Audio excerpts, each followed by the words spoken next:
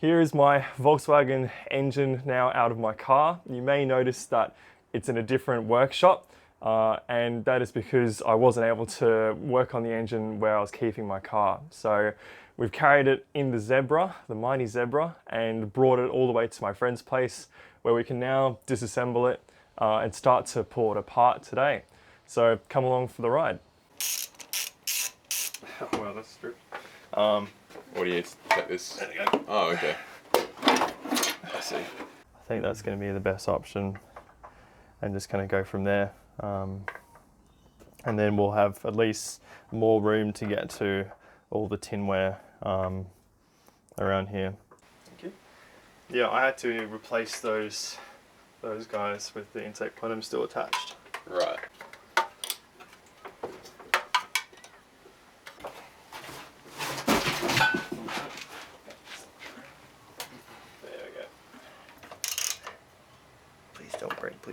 Please don't break. I think I'm going to have to replace a lot of these, you know, simple, easy to make and manufacture. And I need to take the fuel line off. Incredibly frustrating. I mean, we'll get the chance to come back and pull them out, but I suppose. Yeah, no, that's actually a good point, isn't it? You know, considering the whole thing's coming apart. You ready?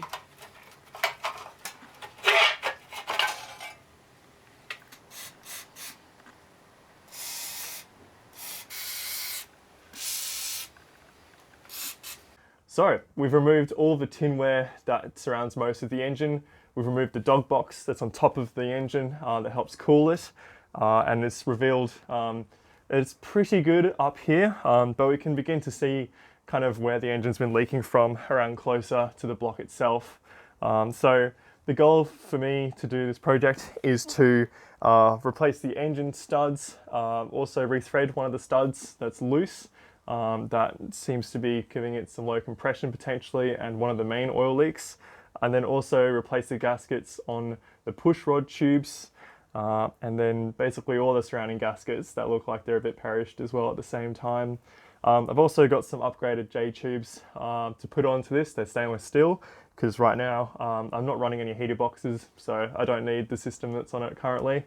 So that should refresh it a little bit, make it look nice. And then apart from that, yeah, we're just going to keep going into it basically. From here, remove the exhaust, and then start to take apart the head. Is that all that holds the exhaust on, or is there a bit more than that? I think that kind of should be it. Then I got the front and the back. Yeah, you're right, that wasn't really on very tight. Ooh. I think That's disastrous. yeah, there's going to be a nut on the other side as well. You're going to need a hole with a spanner. Cylinder. Good. You right? Yeah, but, oh, it's still attached underneath, that's why. Okay. I remember.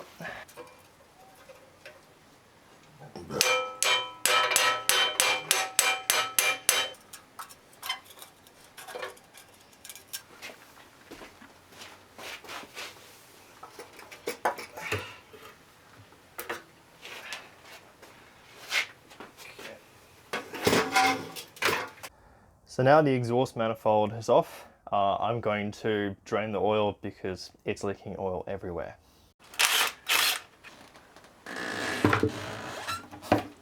Oh, wasn't expecting it to break that.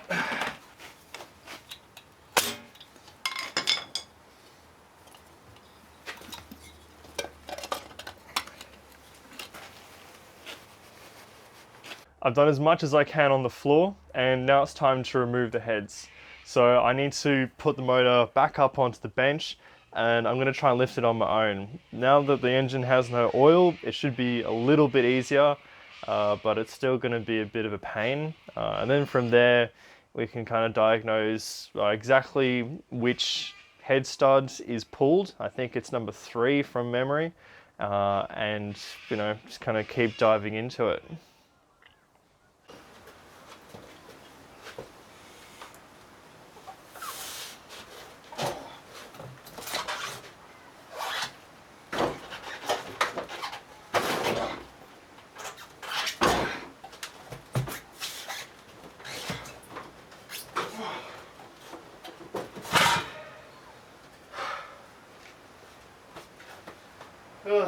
I can finally give you a better rundown of where the engine is leaking from. Here, here, there, here, here, probably under there, here, here, here, here, and here. Okay, so you join me on the backup camera as my other camera just ran out of charge, and I've discovered something a bit concerning. So on this side, left-hand side of the motor, whilst taking off the head stud bolts, nuts, this one has been tightened and then has basically chipped off this whole section here, and is looking a little bit off center compared to the rest.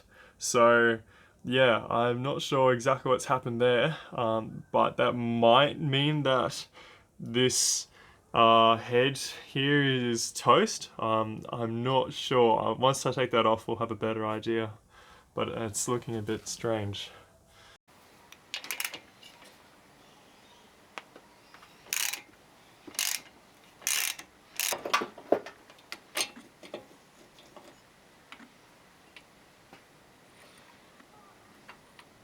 It's just completely loose.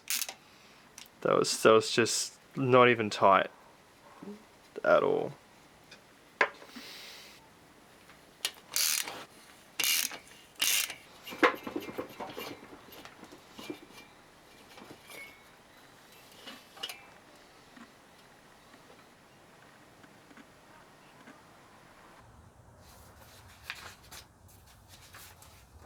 So, to check which engine studs need to be replaced, what I'm going to do is check the torque rating on each one. So this engine requires the studs to be torqued to 22 to 23 foot-pounds.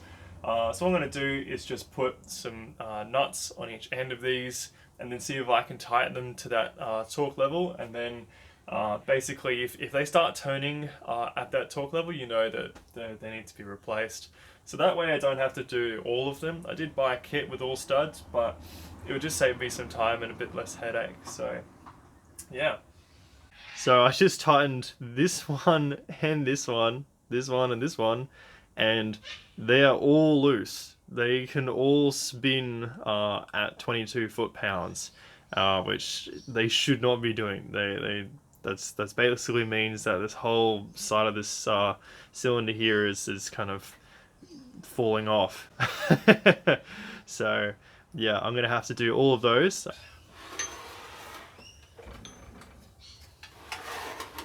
So I just checked this side and they're bloody dropping off like flies. These two are both loose as well.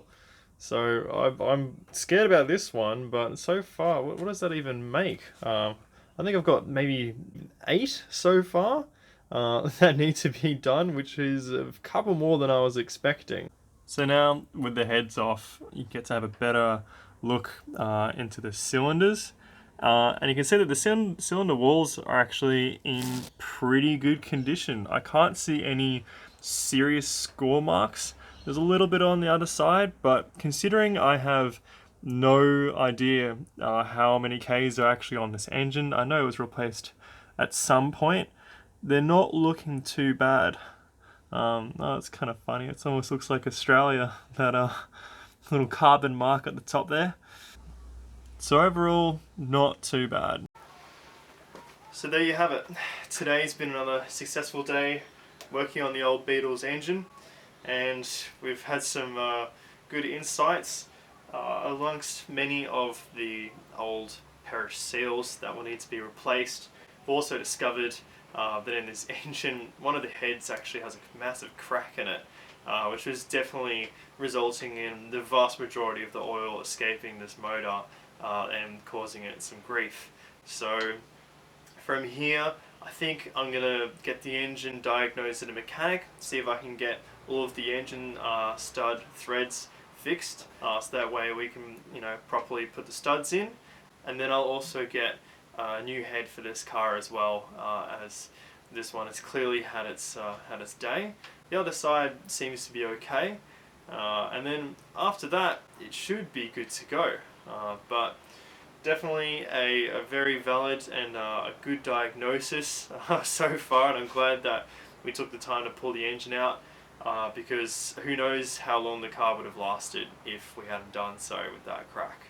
It's not good. So stay tuned for next time when we hopefully put it all back together again in one piece, and then see if we can get the car started again. Cheers for watching.